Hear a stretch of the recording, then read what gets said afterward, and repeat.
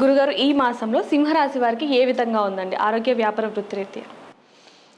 ఈ 12 రాసుల్లో అత్యద్భుతంగా ఉన్నటువంటి మే నెలలో చాలా చక్కగా సంతోషకరంగా ఉండేటువంటి రాసుల్లో సింహరాశి మొట్టమొదటిది అని చెప్తాం. వృషభ రాశిలో గురుడు ఉన్న దానికంటే కూడా యోగదాయకంగా దశమ రాజ్యస్థానంలో గురుగ్రహ ప్రభావం విశేషంగా యోగించబోతోంది.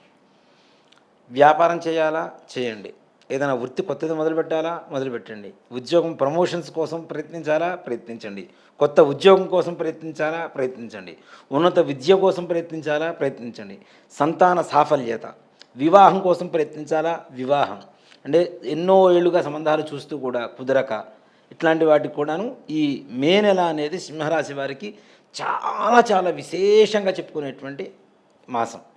అలాగే వీళ్ళు అనుకోకుండా వీళ్ళకి ఆర్థికపరమైనటువంటి సంతోషదాయకమైనటువంటి శుభవార్తలు వినడం, ఒక మాట చెప్పంటే లక్కీ లాటరీ అలాంటి మాసం అనే చెప్పాలి.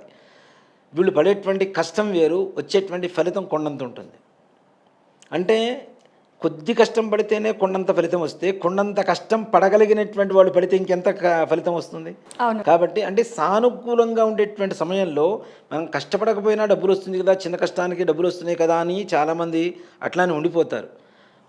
ఎప్పుడైతే సమయం మనకు అనుకూలంగా ఉంటుందో, గ్రహాలన్నీ కూడా అనుకూలమైనటువంటి స్థాయిలో ఉంటాయో ఆ సమయంలో మనం చేయదగినంత స్థాయిలో పని చేస్తే మన భవిష్యత్తుకు కూడా పనికొచ్చేంత ఆర్థికపరమైనటువంటి యోగం కలిగేటువంటి మాసమే ఈ మే నెల.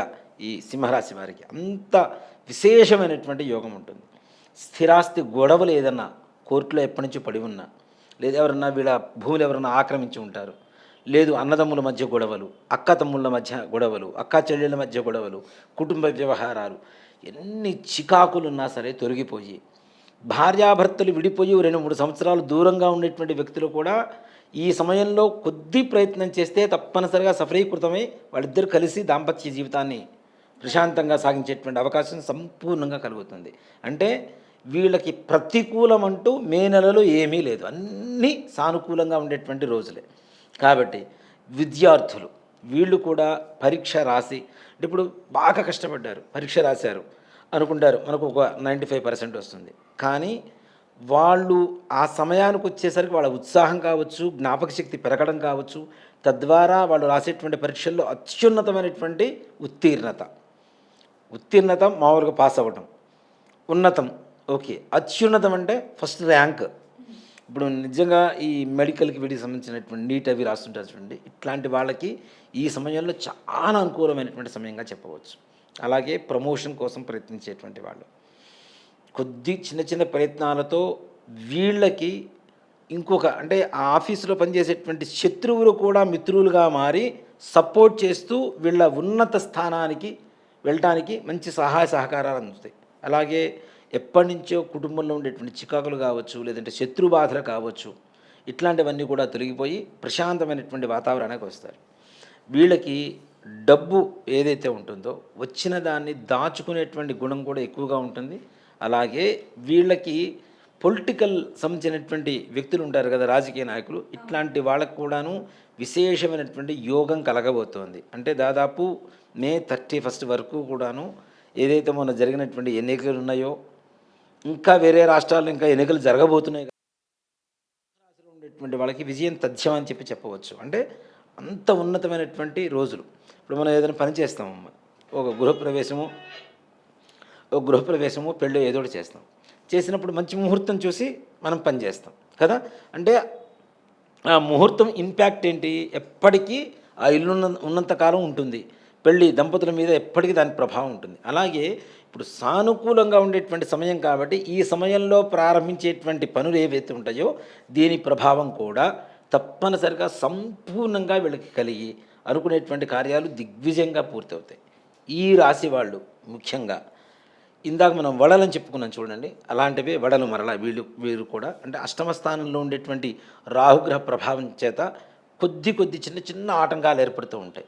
కాబట్టి అంటే బద్ధకం ముఖ్యంగా చెప్పాలి అంటే, ఇందాక చెప్పాను కదా, సమయం అనుకూలంగా ఉంది, వీళ్ళు ప్రయత్నిస్తే తొందరగా పనులు అవుతాయి.